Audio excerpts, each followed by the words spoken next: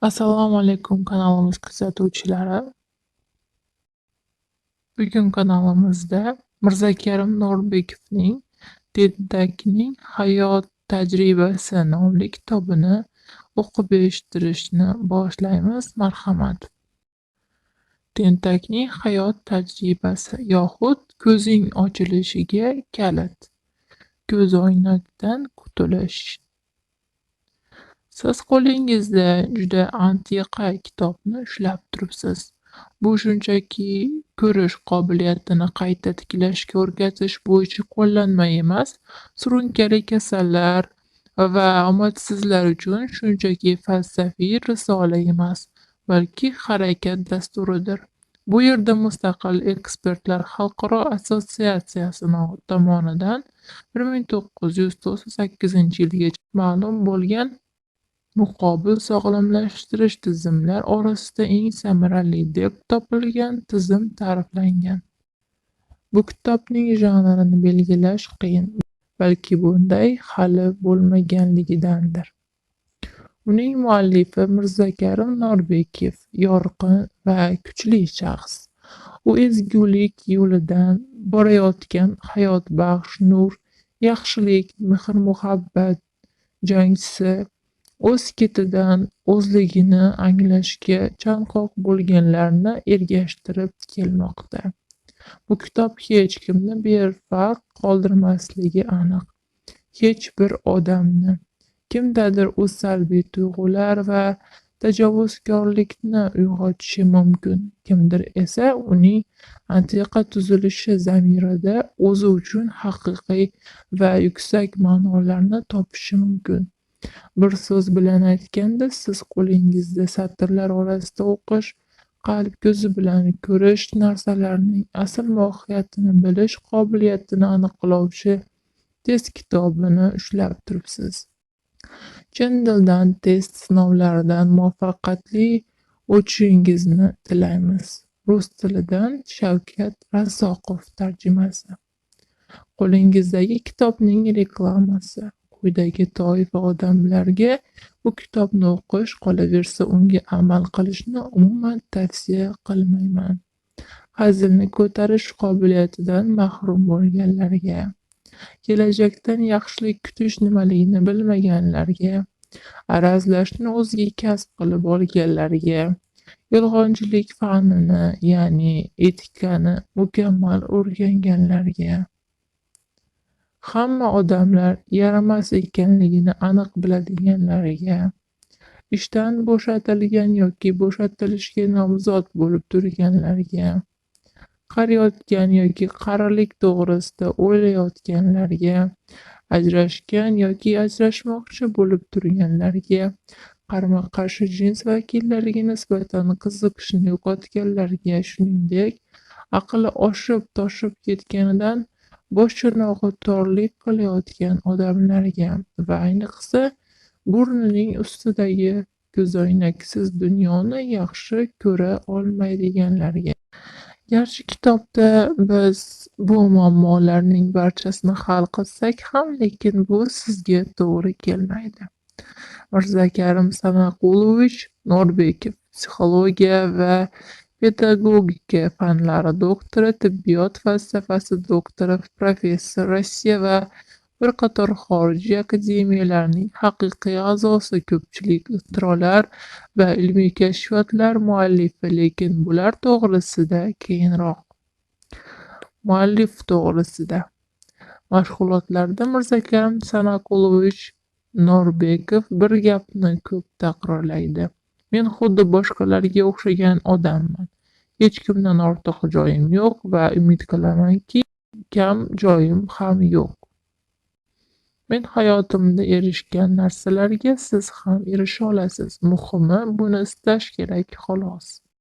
U esa haqiqatan ham ko'p narsaga erishgan. Bugungi kunda Mirzakarim Sanaqulovich Norbekov psixologiya va pedagogika fanlari doktori, tibbiyot falsafasi doktori, professor, Rossiya va bir qator xorijiy akademiyalarning haqiqiy a'zosi, ko'plab ixtirolar va ilmiy kashfiyotlar muallifi, Shunisi ham borki, uning o'zi bu unvonlarning barini kuchukchalar medallari deb ataydi, chunki shon-shuhrat uchun ishlayotgani yo'q.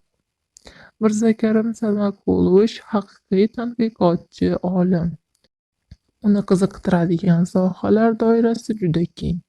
Bir odam shuncha ko'p yo'nalishda faoliyat olib borishni ko'pchilikni hayron qoldiradi. Musavvir, bastakor, yozuvchi, kinorejissyor, artist, sportchi. Karatening 2 yo'nalishi bo'yicha 3 va 9 dan qora belbog'lariga ega bo'lgan sport murabbiysi. Lekin eng muhimi, kitob muallifi, dunyodagi eng qadimiy bo'lgan sufiylik tabobati va amaliyotining mutaxassisi. Sufiylik Sharqning mumtoz falsafiy an'analariga taalluqli donolik ta'limotidir. U dunyoga algebra yozuv ilmini bergan. 3 asosiy din undan boshlangan. Sufiylar iymon-e'tiqodi mustahkam odamlar, lekin ularning o'z muqaddas shaharlari, masjid, jamoat tuzilmalari, belgi va nishonalari yo'q. Allohning koshonasi inson qalbida joylashgan. Ular hech bir dinni rad etmaydi, biroq Xudo to'g'risida mulohaza yurgizish ularda munofiqlik, riyokorlik hisoblanadi. Har qanday odam ezgulik to'g'risida gapirishi mumkin. Bu odamlar gapirishdan ko'ra harakatni afzal ko'rishadi.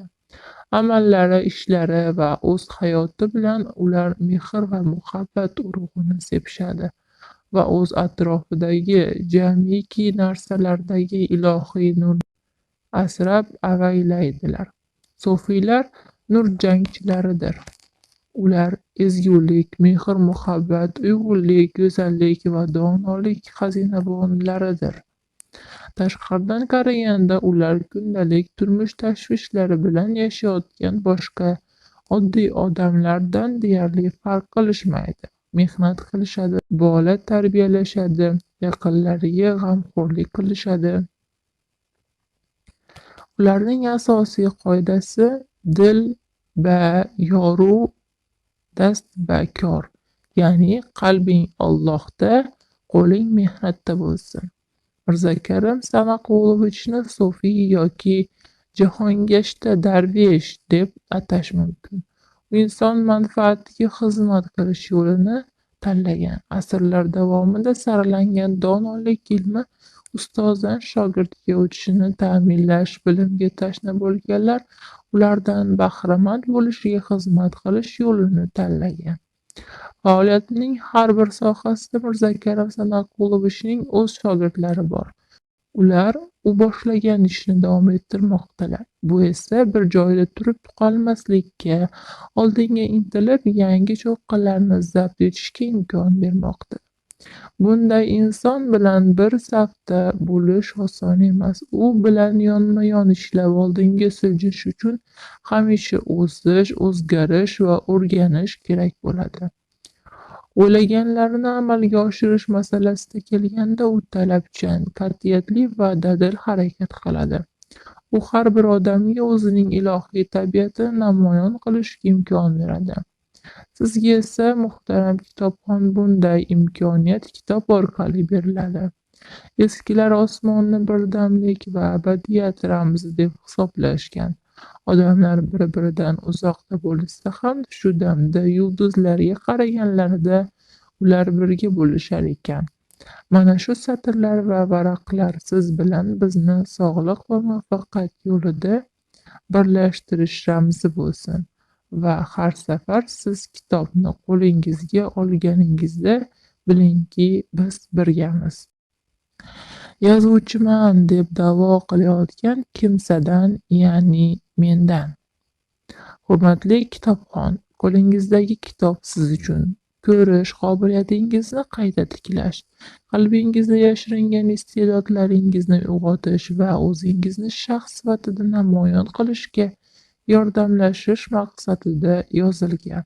Biroq birinchi varaqlardanoq kitob sizni biroz hijolat qilishiga, Muallifga nisbatan salbiy tuyg'ular to'fonini ko'tarishiga qalbingizda norozilik, jahl, tajovuzkorlik tuyg'ularini uyg'otishiga tayyor bo'lib turing. Men esa bularning barchasini o'z gardanimga olishga tayyorman. Buning ustiga, agar aynan shunday bo'lsa, o'z vazifamni bajardim deb hisoblayman. Bilaman, taxminan quyidagicha e'tirozlar ko'p bo'ladi. Kitoblar bunday yozilishi mumkin emas. Og'zaki aytilishi unchalik ayb hisoblanmagan gaplarni nashrda chop etib bo'lmaydi. Bunday haqorat va qo'polliklar beodoblikdan boshqa hech narsa emas va ular muallifga yarashmaydi. Hech bir vaziyat sabab yoki bahonalar bilan odob-axloq chegaralaridan tashqariga chiqib ketilishini oqlab bo'lmaydi. Xuddi shu gaplar muloyimlik bilan bayon qilinsa, madaniyatli qilib tushuntirilsa, hamma shundoq ham tushunadi va hokazo. Bundan 20 yillarcha oldin shifokorlarga, muolajalarga, dori-darmonlarga bog'lanib qolgan paytimda hayotda o'z o'rnimni topa olmay, kelajagi yo'q odam bo'lib qolganimda men ham xuddi shunday mulohaza yuritganman. Hatto o'z jonimga qasd qilish fikri ham xayolimdan o'tgan. Ha, shunday odamlar ham bo'lgan. Sun'iy qon tozalash uskunasiga ulangan odamdan nimani ham kutish mumkin? Shundoq ham bir oyog'i bilan go'rdak-ku. Va bu 20 yoshda-ya. Rasmiy tabobat bunday kasallikni davolamaydi. Oxirgi kunlarini yashayotgan kasalni mavjud asbob va vositalar yordamida shunchaki suyab turishadi va kundan kunga so'nib borayotganini kuzatishadi xolos. Bu dahshat emasmi? Hayotni judayam qadrlaganim sababli sizni kasallik va umidsizlik botqog'ida ushlab turgan kishanlardan ozod bo'lishingizga tezda yordam berish o'rniga xushomad va mulozamat qilib o'tirishiga vaqt sarflay olmayman. Siz yugurib kelasiz, nimalardir qilasiz, doim qayergadir shoshasiz. Lekin loaqal bir daqiqa to'xtab, bularning bari nima uchun kerak?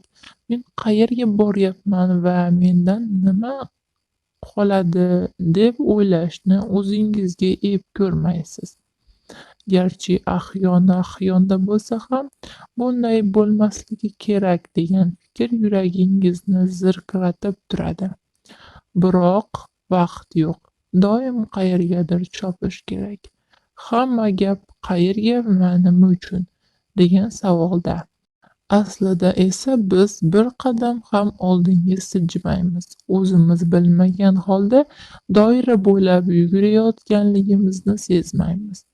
Barcha harakatlarimiz esa bizni har safar boshlagan joyimizga qaytadan olib kelib qo'yadi. Shuning uchun, ya'ni siz bu muammo va omadsizliklar doirasi bo'ylab yugurishlarni bas qilishingiz uchun men jo'rtaga siz ko'nikib qolgan muvozanatingizni buzishga harakat qilaman. Uslubning mohiyati ham shunda.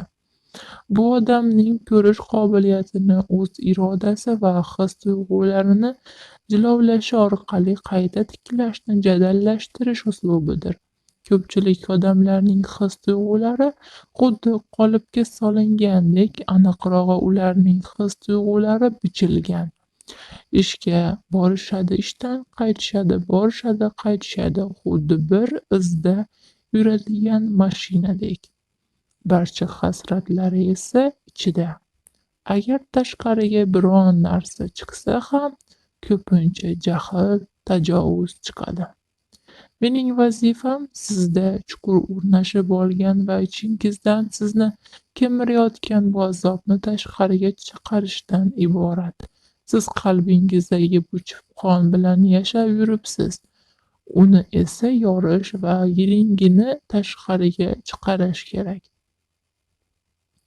Tozalash kerak.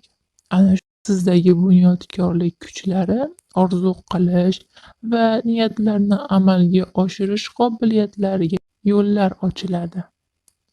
Hammasidan ham ko'proq siz bu kitobni o'qiganingizdan keyin loqayd bo'lib qolishingizni va ayniqsa hozir taqib yurgan ko'zoynagingizda qolishingizni istamayman.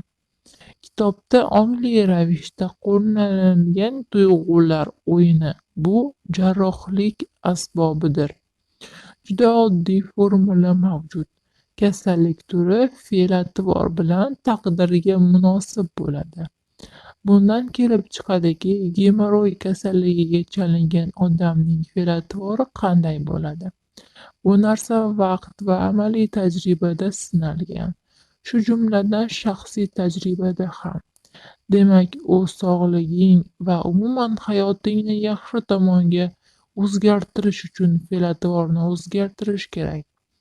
Bunga esa shunchaki pand-nasihatlar bilan erishib bo'lmaydi. Fe'l-atvor ichkaridan, sizning bevosita ishtirokingiz bilan toblanib chiqadi. Men esa shunchaki katalizator vazifasini bajaryapman xolos. Shuning uchun sizning shaxsingizga qaratilgan mutlaqo kutilmagan va bosma nashrga xos bo'lmagan hujumlarga tayyor bo'lib turing. Sizning vujudingizda juda katta olmos bor. Sizga faqat uni topish, har bir kirrasi bilan jilvalanib turishi uchun unga ishlov berish qoladi xolos. Shunda siz barcha narsalarni boshqacha ko'z bilan ko'rishga, hayotingizda yangi ufqlarni ochishga qodir bo'lasiz. Men esa bu yo'lda sizga xizmat qilishga tayyorman. Hayot unchalik yomon ham, mushkul ham emas. U shunchaki qanday bo'lsa shunday. Chin dildan va samimiy ehtirom bilan, Mirzakarim Norbekov. So'z boshi o'rnida yoki boshingizga tosh yog'dirilishiga buyurtma berganmidingiz? Diqqat! Kitobda muhim ma'lumotlar tez o'rgatish uslubida bayon qilingan.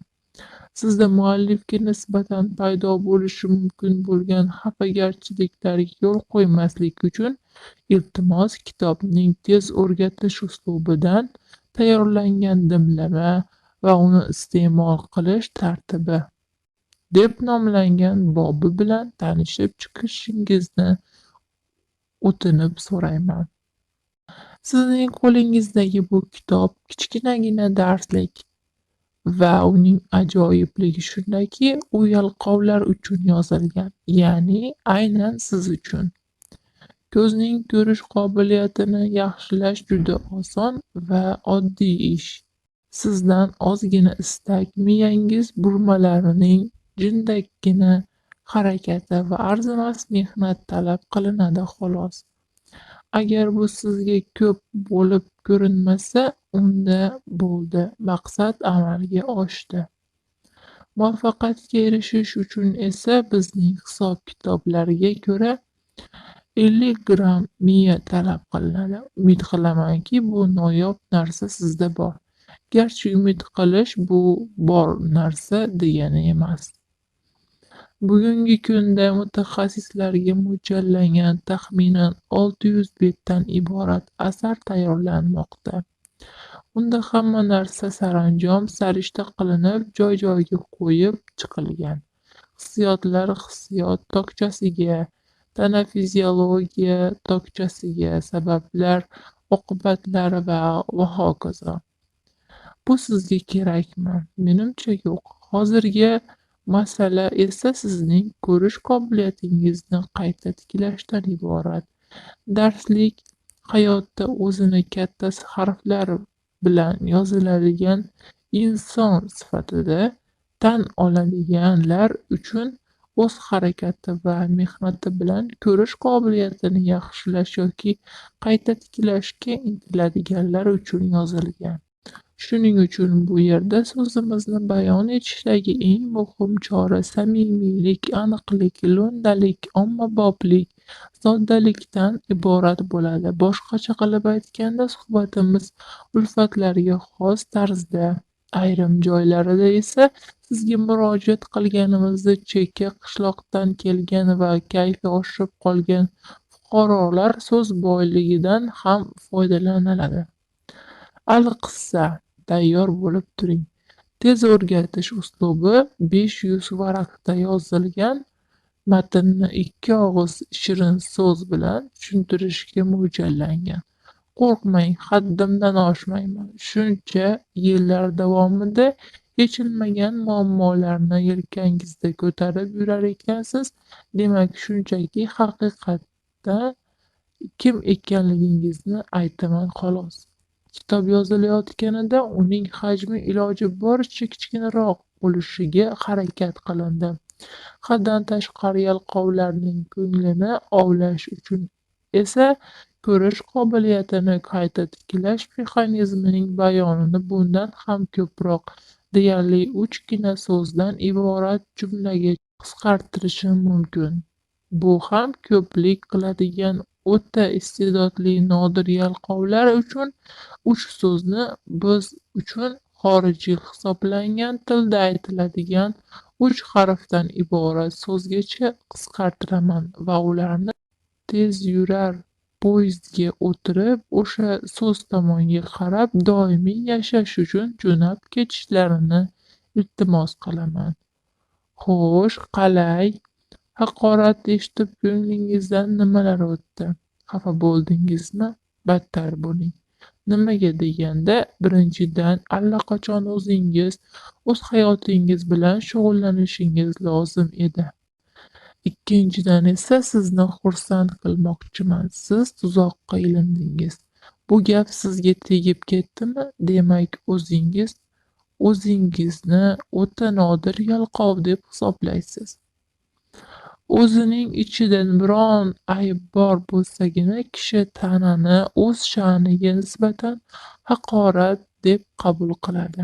Agar men sizga noma'lum tilda haqorat so'zlarini aytsam, siz buni tushunmaysiz. Demak, xafa bo'lish uchun bahona topishga asos yo'q. Bu inkor qilib bo'lmaydigan qonun. Shunday ekan, keyinchalik ham bunday xatoga yo'l qo'ymang. Imperator betob bo'lib qoldi. Mulozimlar vahimaga tushishdi. Mulozimlar xursand bo'lishdi. Kasallik uni to'shakka mixlab qo'ydi. Tabiblar uni davolay boshladilar. Ularning urinishlari samara bermadi. Kundan kunga ahvoli yomonlashdi. Kunlar, oylar, yillar o'tdi. U esa hamon qo'l-oyog'i shol bo'lib yotibdi. U qanchadan qancha davlatlarni bosib oldi, qanchadan qancha xalqlarni tiz cho'ktirdi. Dunyoning yarmini bo'ysundirib, kasallik oldida esa ojiz bo'lib chiqdi. Kunlardan bir kun o'zining ojizligidan g'azabi qaynadi. Meni davolay olmagan tabiblarni hammasining boshini chopib, shahar devorining ustiga terib qo'yinglar. Vaqt o'tdi. Shahar devorlarining tepasi oftobda qurigan bosh chanoqlaridan oqarib ketdi. Bir kuni imperator bosh vazirni chaqirdi. Vazir: tabiblarning qani? Olampanoh ular endi yo'q, o'zingiz ularni qatl qilishga buyurdingiz-ku. Nahotki birortasi ham qolmadi? Ha, mamlakatda sizning nazaringizga munosib bo'lgan bironta ham tabib qolmadi. Battar bo'lishsin. Yana uzundan uzoq qayg'uli kunlar o'ta boshladi. Kunlarning birida imperator yana so'rab qoldi. Vazir: esingdami, mening nazarimga munosib bo'lgan birorta ham tabib qolmaganligini aytgan eding. Tushuntirib gapir, bu nima deganing? Olampanoh davlatimizda bittagina tabib qoldi. Shu yaqin orada yashaydi. Davolash qo'lidan keladimi? Ha, men u bilan uchrashdim, lekin u umuman tarbiya ko'rmagan, madaniyatsiz, shunday qo'polki, og'zidan shoda kirib boda chiqadi. Yaqinda esa u imperatorni qanday davolashni bilaman debdi. Unday bo'lsa, nega menga aytmading? Olampanoh: agar men uni yetaklab kelsam, uning xulq-atvori uchun meni qildirasiz. Bunday qilmaslikka so'z beraman. Olib kel uni. Biroz vaqt o'tgach, vazir tabibni yetaklab keldi. Aytishlaricha, sen davolashni bilarmishsan. Tabib lom-mim demadi. Nega jim turibsan, javob ber, buyurdi imperator. Olam panoh, dedi vazir. Men unga gapirishni man qildim. Gapir, ruxsat beraman. Nima? Haqiqatdan ham meni davolashdan uddalay olasanmi? Bu bilan sening ishing bo'lmasin, itdan tarqagan. Sen meni davlatni boshqarish qobiliyati borligiga gumon qilishing mumkin, chunki sen shohsan. Lekin nega sen davlat kishisi bo'la turib tabobatga burningni tiqasan? Tabobatda nimani ham tushunarding? Sen o'z ishingda buyuksan, tabobatda esa yamoqchidan ortiq joying yo'q. Jallod shiddat bilan baqirdi imperator. Boshni tanasidan judo qilinglar. Yo'q, oldin qoziqqa o'tkazing, keyin ustidan qaynab turgan yog' quyinglar, keyin esa oybolta bilan mayda qilib chopib tashlanglar. Butun umri davomida bironta odam sahllariga xos mulozamat va muomala doirasidan chetga chiqqan emas. Qolaversa, imperatorga shunday javob bersa-ya. Soqchilar tabibning qo'llarini qayirib eshik tomon sudrab ketishdi. U esa orqasiga o'girilib shohni mazax qildi. Hoy, men sening oxirgi umidingman. Meni o'ldirishing mumkin, lekin seni davolaydigan boshqa hech kim qolmadi. Men esa seni shu bugunoq oyoqqa turg'izishim mumkin. Imperator shu zahoti hovuridan tushdi. Vazir, qaytar uni. Tabibni qaytarib joyiga olib kelib qo'yishdi. Davolashni boshla.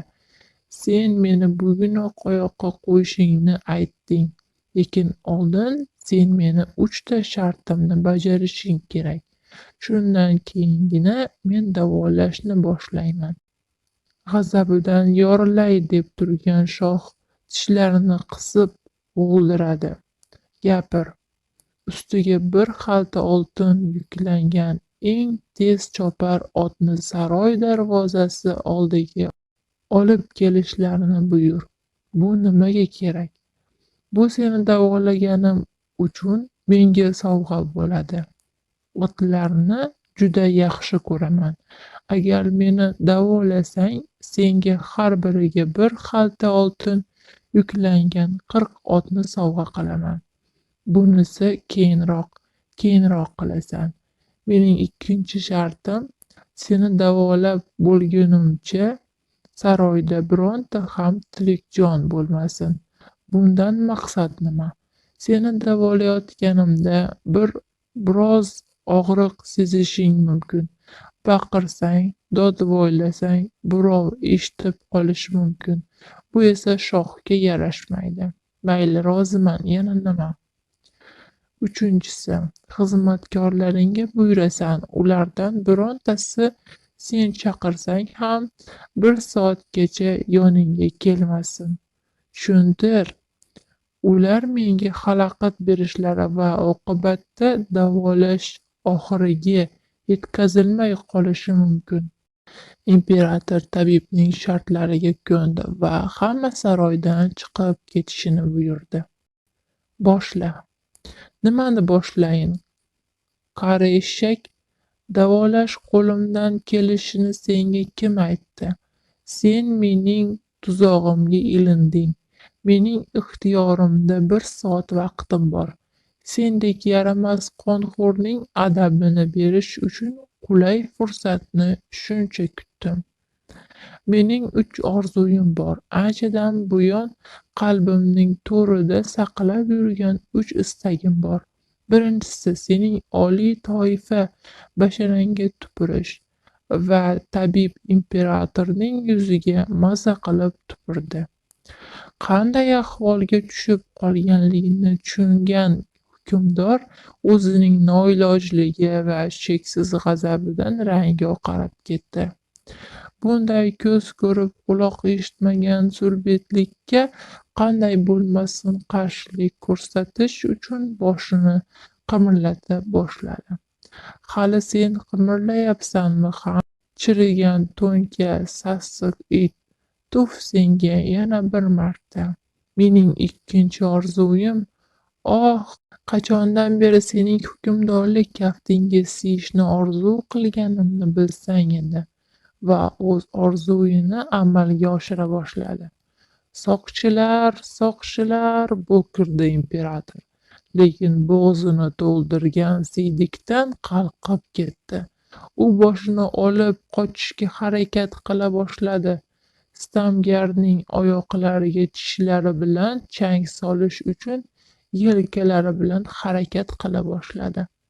Soqchilar hukmdorning chaqirganini eshitishdi, lekin uning buyrug'ini buzishga jur'at qilisha olmadi.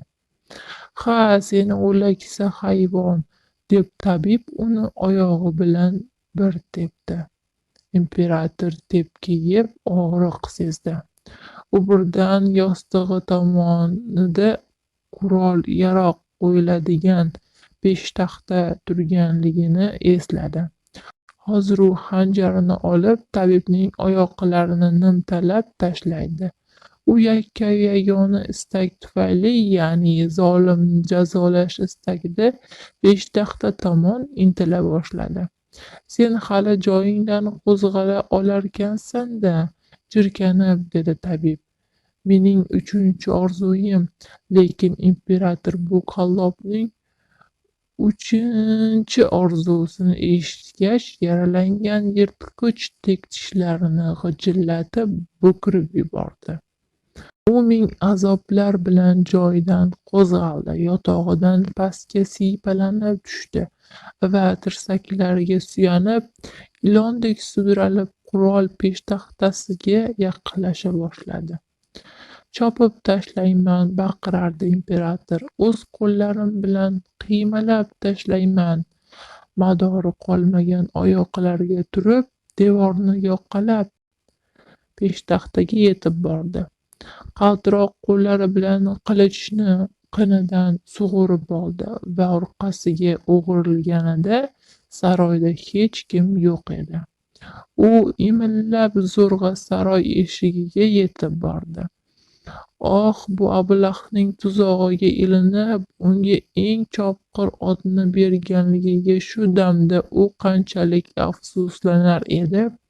O'zining shunchalik nochor ahvolga tushib qolganligini tushungach, u birinchi duch kelgan otning yoniga zo'rg'a yetib keldi va egarga minib olishga urindi. Lekin afsus, kuchi yo'q, kuchi. U tishlari bilan otning yo'liga yopishib oldi. Madorsiz qo'llari bilan tortilib egariga o'tirdi. Buyuk jangchi ruhi uyg'ondi, buyuk hokon ruhi uyg'ondi, buyuk sarkarda ruhi uyg'ondi. Qayerda u? Baqirdi imperator yaqin orada turgan xizmatkorlariga. Lekin ular bir so'z deyishdan qo'rqib, qochoq chopib ketgan yo'lga ishora qilishdi. Imperator uning ketidan ot qo'ydi. U borgan sayin kuchiga kuch qo'shilayotganligini sezdi. Shahar darvozasidan otilib chiqib, shiddat bilan oldinga chopib borar edi. Birdan xayolidan bir fikr o'tdi. Ey Xudo, 20 yilki egarga o'tirmadim. 20 yilki ko'z oldimda otning hilpirab turgan yo'lini ko'rmadim. 20 yilki qo'limda shamshir ushlamadim. 20 yilki yuzimni shiddatli shamol silamadi. Birdan orqasidan kelayotgan u allaqachon unutib qo'ygan sadolarni eshitdi. Otlarning dupirdisi va yaqinlashib kelayotgan odamlarning zavqqa to'la hayqiriqlari. Uning 100 dan ortiq sarkardalari qilichlarini yalang'ochlab shiddat bilan chopib kelmoqda edilar. Ularning ovozlari uzoq-uzoqlarga eshitilar edi.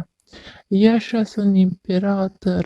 Chavandozlar imperator yoniga yetib kelishganida u yo'lning o'rtasida xaxolab kulishdan nafasini rostlay olmay changi bulg'anib yotar edi. Oh, yaramas tabib, oh, zang'ar, mukofotingni oqlading, iblis! Xo'sh, shamol qayerdan esayotganini tushungandirsiz. Sizning haqiqiy hukmdorlik mohiyatiingizni, sizdagi cheksiz qudratni uyg'otish va ishga solish uchun men sizga tupuraman. Lekin rivoyatdagi yaramas tabibning boshqa qiliqlarini ham qo'llashga urinmoqchi deb meni ayblay olmaysiz. Endi esa ikki qo'limiz bilan osmondan hukmdor tojini olib, shiddat bilan shalpang quloqlarimizga yetgunicha qilib boshimizga kiyib olamiz. Irodangizni ishga solib qaddingizni rostlaysiz toki mana shu daqiqadan boshlab siz hayotga hukmdor yaratuvchi nigohi bilan qaraydigan bo'ling. Mendan xafa bo'lmang, axir sizning kayfiyatingizni ko'tarish uchun menga sizni kuldirishdan ko'ra jahlingizni chiqarish osonroq. Mening vazifam sizni muvozanat holatidan chiqarishdan iborat. Oppoq ko'ylakda iflos dog'ni ko'rib qolsangiz, siz avvalambor unga e'tibor berasiz, shunday emasmi? Nima bo'lganda ham o'zingga o'xshagani ko'zingga yaqin bo'ladi-da. Shuning uchun eng osoni sizda xafachilik tuyg'usini uyg'otish. Men sizni azaldan bebaho olmossiz desam, siz buni xushomad qilyapti, kayfiyatimni ko'tarish uchun jo'rttaga shunday deyapti va hokazo deb o'ylaysiz hamda buning rostligiga gumon qilasiz, ishonmaysiz. Sizni itning orqa oyog'i deb ataganimda esa bu gap shu zahoti ta'sir qiladi. Ikkilanib o'tirishga vaqtingiz ham qolmaydi. Shunday qilib, biz siz bilan bir daqiqaga bo'lsa ham kerakli ruhiy holatga erishdik. Bu qanaqa holat? Keling, bu narsa tez o'rgatish uslubi bo'yicha mutaxassisning siri bo'lib qola qolsin.